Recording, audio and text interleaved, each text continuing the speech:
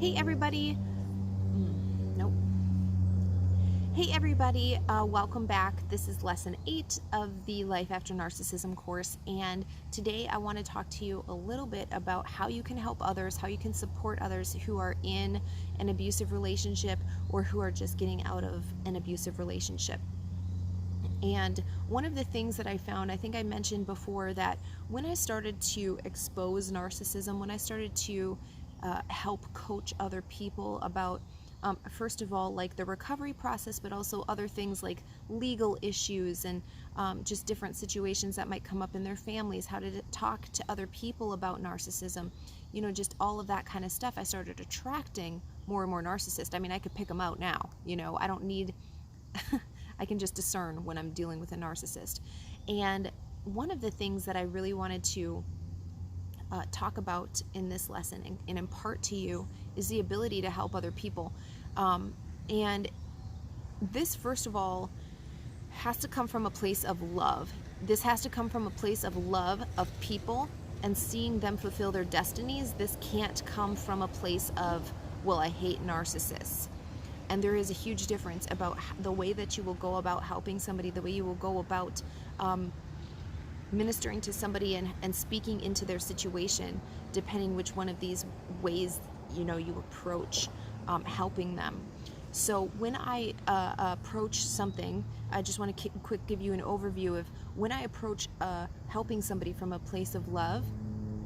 I see their fullness, I see their destiny, I see the things that God has said about them, I see their full potential, the way that God originally designed them, their true identity.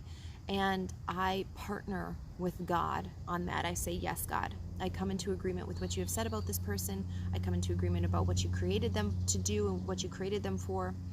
And I can partner with the Lord because I'm pulling on his perfect will.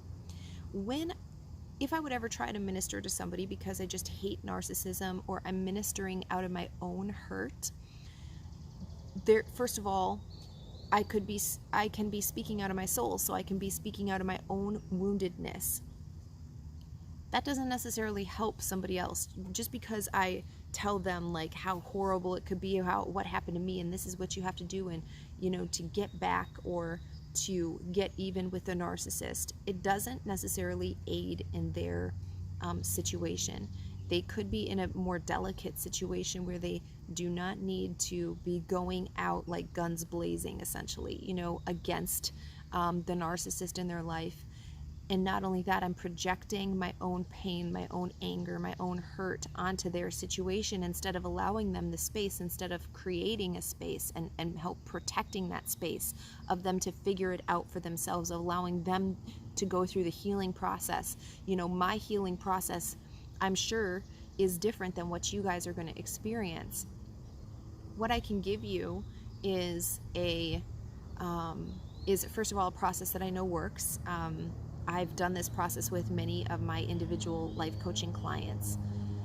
And second of all, I have taken broad terms, broad subjects that you can then apply to your own life. And that's why all of the Life After Narcissism series, everything that's included within that, whether it's the live mentorship program, whether it's an individual coaching sessions, whether it's the Restored Book Club, whatever it is, it's filled with exercises for you to kind of reflect on your own situation, because what I experienced is not what you are going to experience. Even if our situations are very similar, we're going to process things differently because we have different personalities, but also because we have different destinies.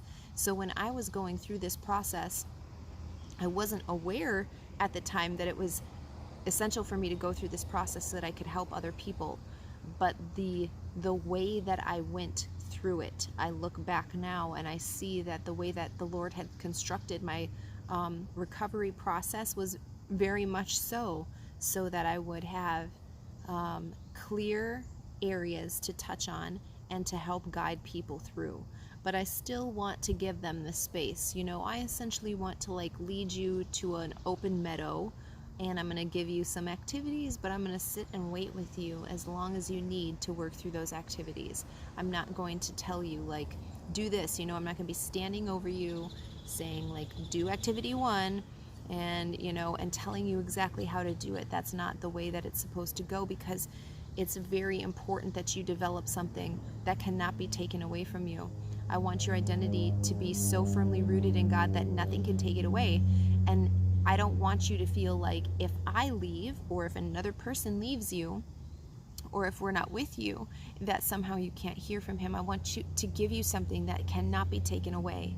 No one will be able to take this away from you. And so that's the process that the Lord gave to me when I was writing these, something that would be you completely, it's the reason why I called it unmoved. You cannot be moved from this, that this thing cannot be moved from you. You know who you are, and you will not be moved by the things that are happening around you.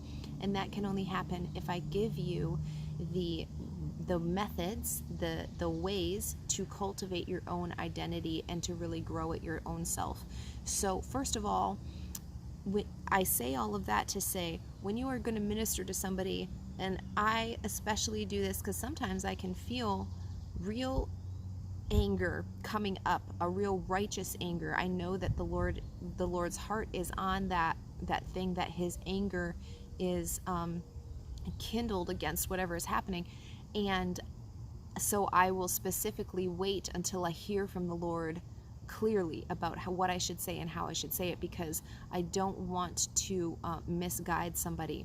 So I want to always minister from a place of love for that person, the love that I feel God has for them. I try to minister from that place always, and I don't allow the voice of the enemy to be the one dictating what I say and how I say it to the person.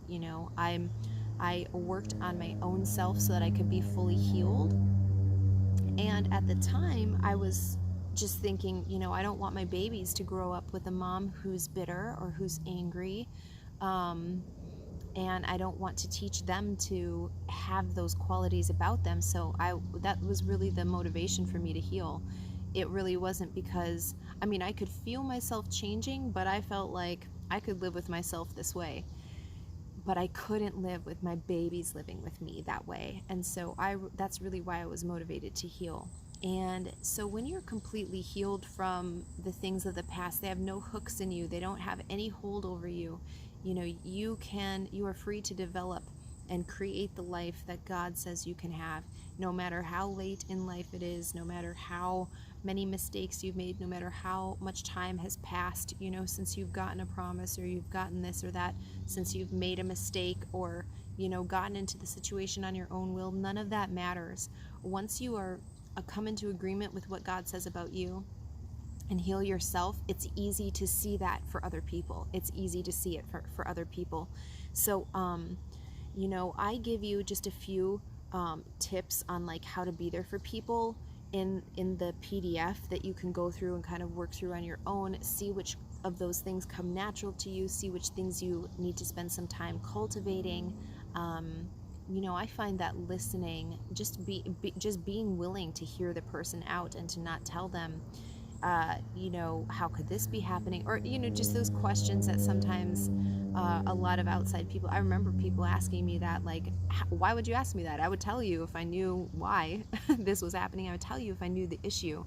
But just really listening, and I can really hear from God again while they're speaking, and just sensing what they need to hear, to encourage them and to come alongside them. How can I best support this person? What do I need to do? What do I have to offer this person in this situation? I want to also really quickly talk about the law of attraction. This is a very popular topic, in society. And I kind of go through a little story about how I came to understand the fullness of this. And it has quite honestly changed my life. It has changed the way that I think about things, how I approach things, and I've started to see the fruit of the way of the change that has happened in the way that I think about the law of attraction. So we often think that law of attraction means if I think good things, if I think positive thoughts, if I say positive things, then positive things are going to come to me. If I think about wealth, if I declare I'm wealthy, wealth is going to come to me, and things like that. That's actually not at all what the law of attraction is. First of all, this is a counterfeit.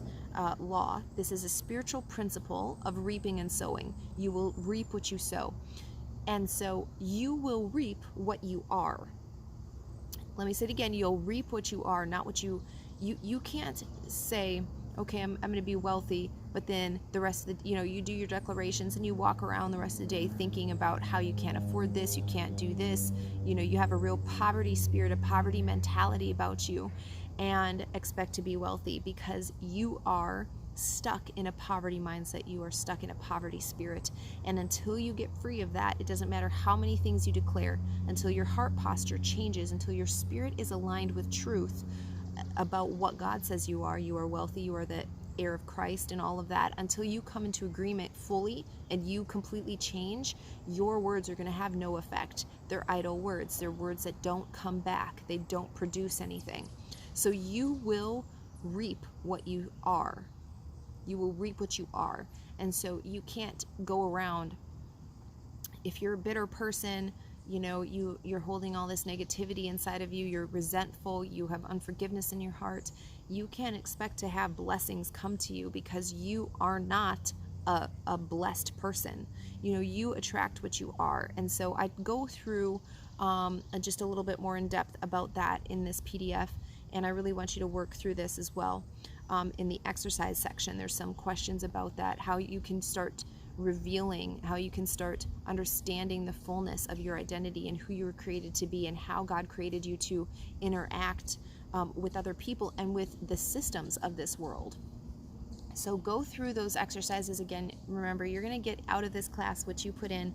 So really take your time, and you can always, again, download these exercises for free on my website, so you can do them as many times as you need to. And, I like that because you can track and see how far you've come. You can see your progress that you've made. And so, really take advantage of that too if you feel led to do that. So this is going to conclude this lesson. I'll see you in the next video.